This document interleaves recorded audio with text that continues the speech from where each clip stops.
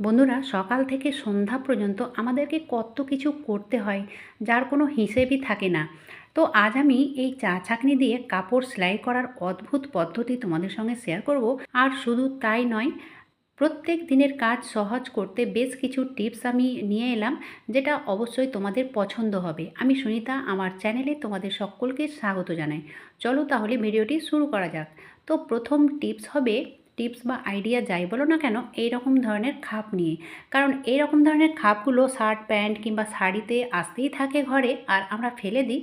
আর অবশ্যই ফেলে দেওয়া উচিত, কিন্তু মাঝে মধ্যে এই জিনিসগুলো আমাদের এতটাই কাজে আসবে, আমার বিশ্বাস দেখলেই তোমরা করতে লাগবে। তো আমি এখানে স্কেল নিয়েছি এই জন্য যে এই খাপের যে ঢাকনাটা ওপর পাটটা, সেটার মিডিলটা আমি চেক করলাম, মিডিল থেকে এইভাবে এটাকে কাট করে নেব, ঠিক আছে। তো আমি লম্বা দিকে এইভাবে কাট করলাম, এবারে এই চওড়া দিকেও কাট করে নেব। তাহলে কি হবে বলো তো, ওপরের যে ঢাকনাটা ছিল সেটা কিন্তু এইভাবে 4 পিস হয়ে যাচ্ছে। তো লম্বা দিকেও কাট করেছি আর চওড়া দিকেও কাট করেছি, তো অবশ্যই মিডিল থেকেই কাট করতে হবে সমান করে। এবারে দেখো, এটা এইভাবে ঘুরিয়ে নেব, ঠিক এইভাবে ঘুরিয়ে নিলাম। খুবই সহজ, খুবই সহজভাবে সুন্দর একটা অর্গানাইজার তৈরি হবে। তারপরে দেখো, এই নিচু পাটটা ওই খাপের নিচু পাটে এইভাবে রেখে দিলাম। তাহলে কি হলো বলো তো, এখানে একটার জায়গায় 4টে খোপ হয়ে গেছে, ঠিক আছে। এবারে দেখো, আমি স্টেপলার দিয়ে স্টেপ করে নেব। এটা না করলেও হবে, কোনো সমস্যা নেই। যদি টেপ থাকে তাহলে এইভাবে টেপগুলো দিয়ে দিতে হবে, তাহলে এটা ভালোভাবে জয়েন্ট হয়ে যাবে, একটার সঙ্গে একটা ভালোভাবে চিপকে যাবে। তো আমার কাছে মাস্কিং টেপ ছিল, তো আমি সেটাই এখানে লাগিয়ে দিলাম। তোমাদের কাছে যেই টেপ থাক না কেন, এখানে দিয়ে দিলে দেখতেও ভালো লাগবে আর চিপকেও যাবে।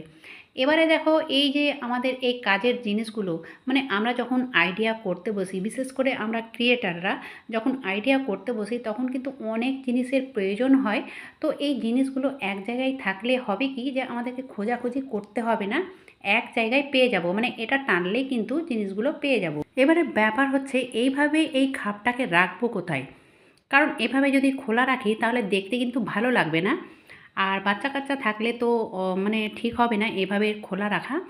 তো এই যে স্ট্যান্ডটা রয়েছে না, তো এখানে আমি যে ক্লথটা দিয়ে রেখেছি, তো পুরোটা ঢাকা থাকে, সেই কারণে আমি এর ভেতরে রেখে দিলাম। তাহলে কি বলো তো, এটা চোখের সামনেও থাকলো আর কেউ দেখতেও পাবে না, আমার কাজের সময় আমি ঠিক পেয়ে যাব। চলো এবার দেখে নেওয়া যাক পরবর্তী টিপস। তো এটা অনলাইন থেকে অর্ডার দেওয়া জিনিস আছে, তো তোমরা দেখে বুঝতে পারছো এটা চপার আছে। তো আমি অনেক দিন থেকে ভাবছিলাম যে এটা কিনবো, কিন্তু আমাকে কিনতেও হলো না। আমার ছেলেকে এটা গিফট করেছে তার ছাত্ররা টিচার ডের দিন। তো যাই হোক, সেটা আজ আমি ওপেন করলাম, আর আমি দেখব যে এটা কতটা কার্যকরী হতে পারে। কারণ আমরা যে চাকু ছুরি বা বটিতে সবজি বা যে কোনো জিনিস কাটাকাটি করি, তো সেটা কিন্তু খুব সহজে করে নিতে পারি। তো আমার মনে হয় না যে হাত থেকেও তাড়াতাড়ি এটাতে হবে, কারণ এটা সুতো দিয়ে টানতে হয়। তো অবশ্যই আমি পরীক্ষা করে দেখে নেব, আর তোমাদেরকেও বলবো যে এটা আমাদের কাজে আসবে কি না।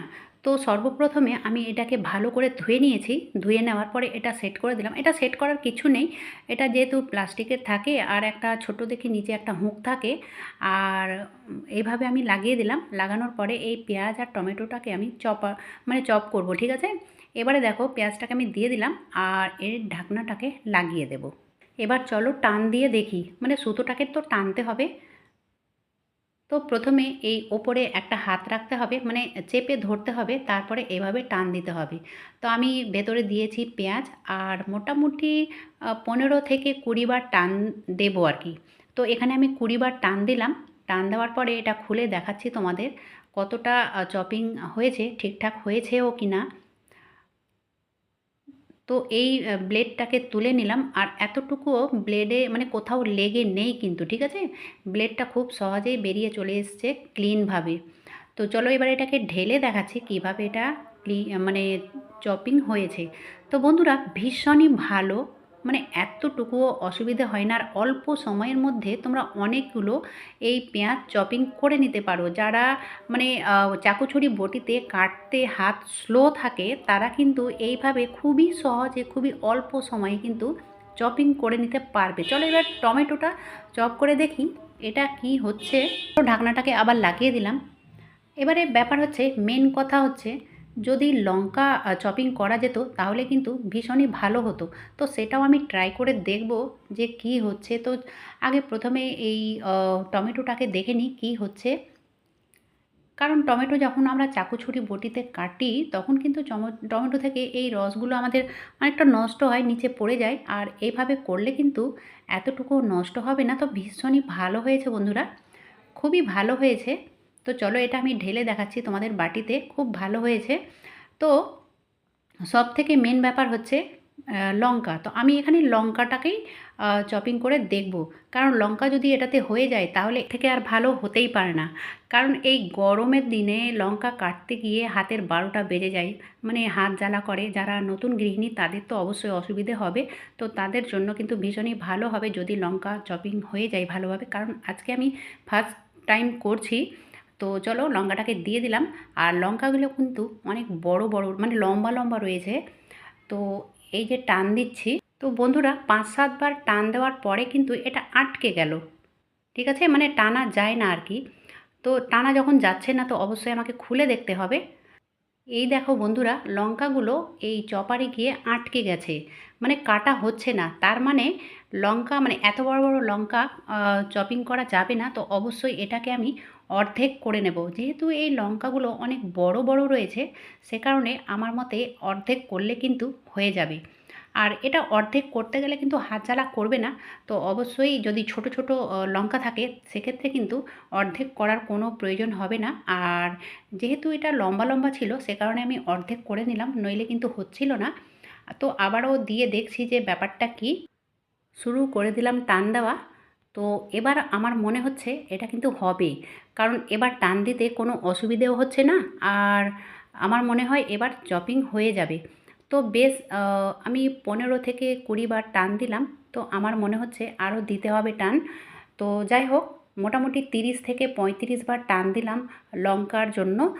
আর পেঁয়াজ কিন্তু খুব সহজে হয়ে গেছে, টমেটোটাও খুব সহজে হয়ে গেছে। এটাতে একটু টাইমটা বেশি লাগলো, মানে মোটামুটি ৩০ বার মতো টান দিয়েছি। তো যাই হোক, ভীষণই ভালোভাবে এটাও চপিং হয়ে গেছে। তো আমার মতে এটা কিন্তু খুব ভালো জিনিস। প্রত্যেকের ঘরে ঘরে এইসব জিনিস অবশ্যই রাখা উচিত। আর এগুলোর দাম খুব বেশি নয়। মানে ফ্লিপকার্টে হয়তো দাম একরকম নেবে, অ্যামাজনে হয়তো দাম আরেক রকম হতে পারে। মানে ৫০ টাকা বা ১০০ টাকা কম বেশি হতে পারে। তো ২০০-র মধ্যে কিন্তু পাওয়া যায়। তো যাই হোক, আমি এটা করে নিলাম। আর এটা ৭ দিন কিন্তু লঙ্কা কাটতে হবে না। আমি ফ্রিজে রেখে দেবো, যখন প্রয়োজন হবে চামচে করে বার করে রান্নার কাজে ব্যবহার করব। তো বন্ধুরা, ভীষণই ভালো জিনিস এটা, তোমরা অবশ্যই রান্নাঘরে রাখতে পারো। চলো এবার দেখে নেওয়া যাক চা ছাঁকনি দিয়ে কিভাবে আমরা এই জামাকাপড় সেলাই করব। জামাকাপড় সেলাই করার জন্য তো ছুঁচের প্রয়োজন অবশ্যই হবে। তো আমিও সেটাই করেছি, ছুঁচ নিয়েছি। কিন্তু ব্যাপার হচ্ছে এই ছুঁচটা কিন্তু ঢুকতে চায় না, যেহেতু এই জায়গাটুকু মোটা রয়েছে। ঠিক আছে, প্যান্ট আছে যেহেতু, তো ঘাড়টা বড় আছে, ঘাড়টাকে ছোট করব, তো কোনো মতে ঢুকে না। এবারে যদি কোনো অপশান না থাকে, যদি আর কোনো ছুঁচ না থাকে আর সেই সময় এই জিনিসটাকে সেলাই করতে হবে, তাহলে কিন্তু এই ছুঁচটা তোমরা না খুব সহজে ধার করে নিতে পারো। তো সেটা হচ্ছে এই চা ছাঁকনি। মানে প্লাস্টিকের তো না, স্টিলের চা ছাঁকনি লাগবে। আর স্টিলের চা ছাঁকনি দিয়ে তোমরা খুবই সহজে এটাকে এত ভালোভাবে ধারালো করে নিতে পারো, মানে তোমরা কল্পনাও করতে পারো না যে এইভাবে করলে কিন্তু এতটা ধার হয়ে যায়। কিংবা যদি ছুঁচে জং লেগে যায় সেক্ষেত্রেও তোমরা কিন্তু এইভাবে ছুঁচটাকে খুব সুন্দর করে নিতে পারো। তোমরা ট্রাই করে দেখবে, ভীষণই ভালো একটা টিপস। কারণ ছুঁচ কিন্তু খুব বেশি দিন ভালো থাকে না, হয় ভোঁতা হয়ে যায় নইলে কিন্তু জং টং লেগে যায়। তো এইভাবে তোমরা এই ছুঁচটাকে কিন্তু একেবারে নতুনের মতো করে নিতে পারো, খুবই সহজে কিন্তু সেলাই করা হয়ে যাবে। ভিডিওটা ভালো লাগলে ছোট্ট একটা লাইক করার সঙ্গে চ্যানেলে যদি নতুন হয়ে থাকো তাহলে অবশ্যই সাবস্ক্রাইব করে নিও।